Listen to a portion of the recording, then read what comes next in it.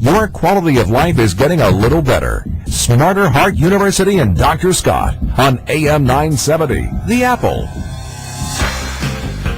Welcome back to your Smarter Heart University.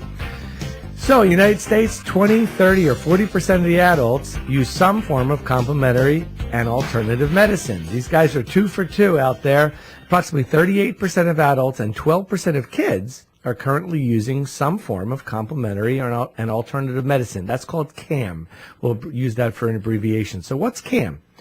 It is best explained by what it is not. It is not conventional medicine. Any medical practice or product or healthcare system that is not in the conventional realm, prescription medications and surgeries, would therefore be considered CAM. Complementary kind of works alongside the conventional. Alternative, just like it sounds, is used in its place. Procedures such as acupuncture, chelation, energy healing, and natural products such as the non-vitamins and non-mineral-based herbs and plants and enzymes, they make up a lot of what CAM is. Fish oil, glucosamine, flaxseed, ginseng, ginkgo, CoQ10 all fall under this type of umbrella. So what about the practitioners? While some treat solely with nutritional supplements and hormonal manipulation and alternative type procedures, really today, folks, we would like to focus on the growing number of healthcare professionals that consider their practice an evidence-based one.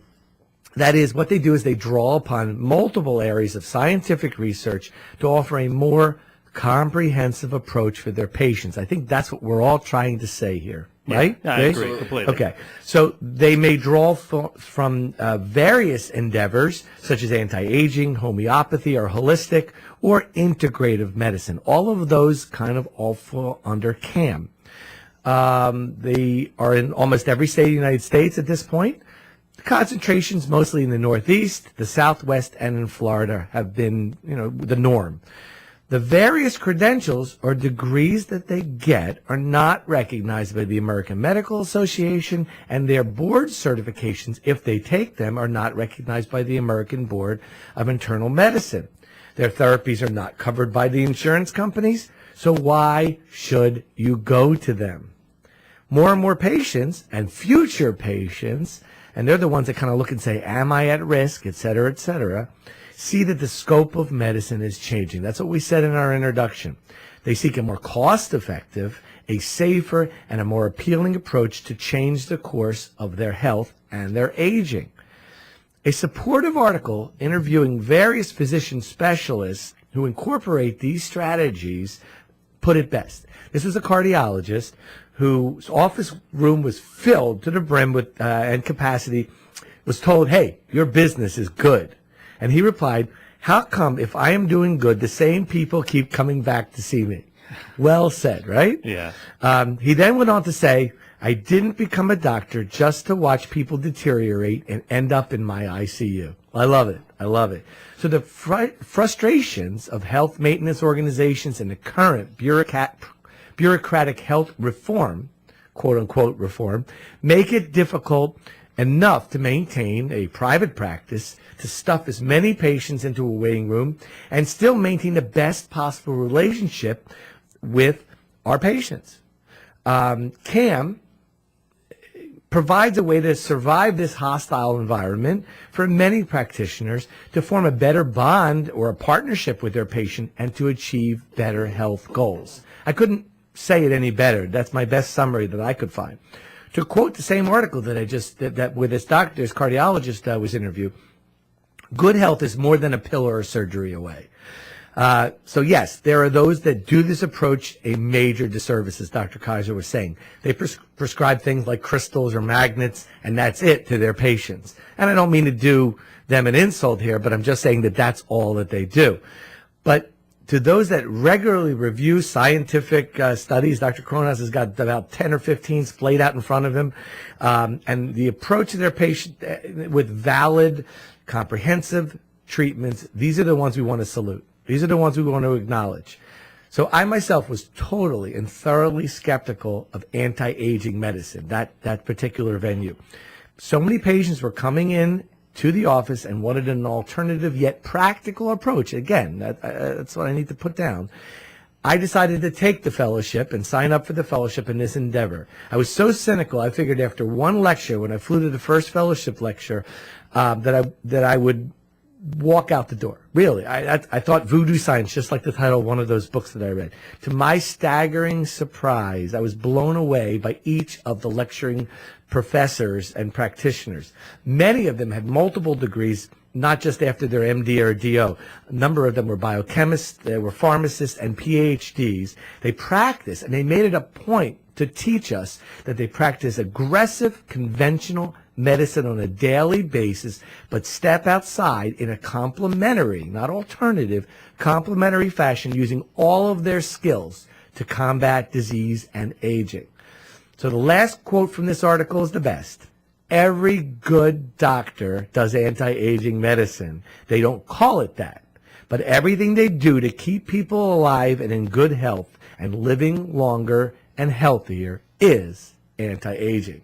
How great. That's great. That's perfect comment. And I guess I'm probably, for those listening, I've been playing a bit of the skeptic in this particular radio show because that's a bit of my background. I'm a scientist at heart, and you have to prove stuff to me. And I'm probably a few years behind Dr. Eisenberg in the sense that I'm a little bit younger than him, and so I'm a little bit behind the power curve. But I'm learning a lot in this endeavor, like you, Dr. Scott, the more I get into this, the more I see the evidence. There's more to it than conventional medicine. We have a lot of things at our disposal in conventional medicine, but people still come back and people still deteriorate. There's more to it. There should be more to it, and our patients deserve it and demand it.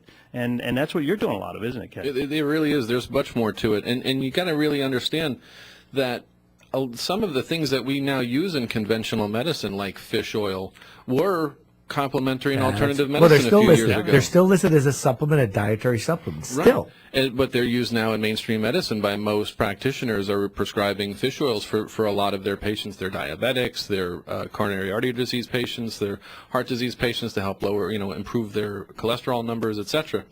So a lot of this really needs to be part of a well-rounded practice, but it needs to be based in science. We were all trained the same way. Yep. Yeah.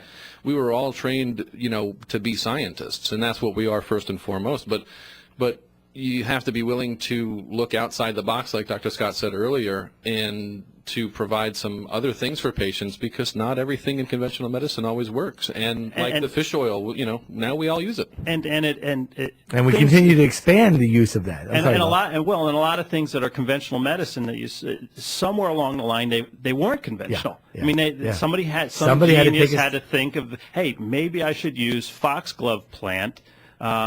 To help people who are loading up with fluid. And for those who don't understand it, that is now a pill called digoxin that we routinely, and is as conventional as it gets for heart failure. So somewhere along the line that was not conventional medicine, and now it's one of the mainstays of therapy. Somebody had to break ground with that. But of course, that just using that particular plant, and it was the holy grail, but then a huge study came out and said, well, it doesn't improve somebody's mortality, their life and death. It may reduce their hospitalizations, and it may improve their symptoms, but then this is what science is all about. Evidence-based medicine is taking something that might work, having studies that say, oh, it works, and then continually updating and finding out if it still works.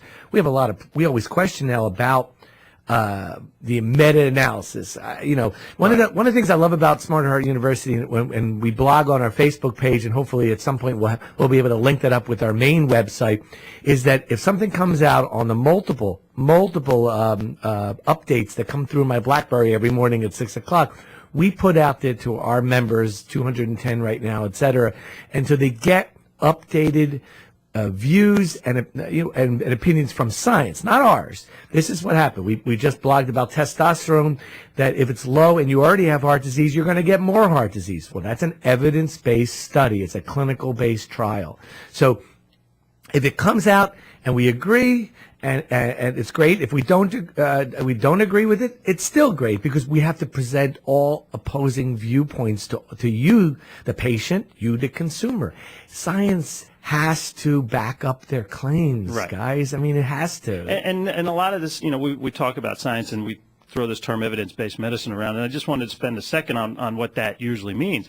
Somebody decides they're going to do a study, investigate something, produces an article with data, and before that hits the presses in the medical literature, that article is sent to usually 3 or 4 other people in the field, and because I've done it myself, I've had articles published.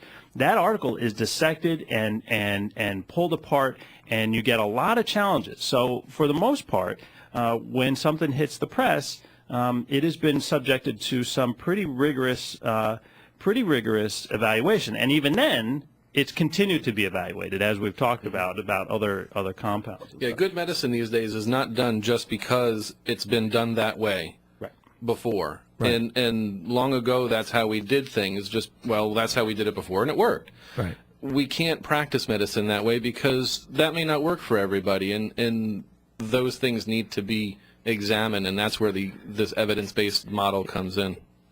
It's really an issue of also when you're going to be going to a website, do they back up with scientific claims? And we're going to talk the next section about ways to be able to sift through all of the ads and claims and kind of find out what works for you. We have our pop quiz going out to break. Every year, 20, 30, or 40 billion dollars are spent out of consumers' pockets on complementary and alternative medicine. I'm going to say 40. Yeah, same here.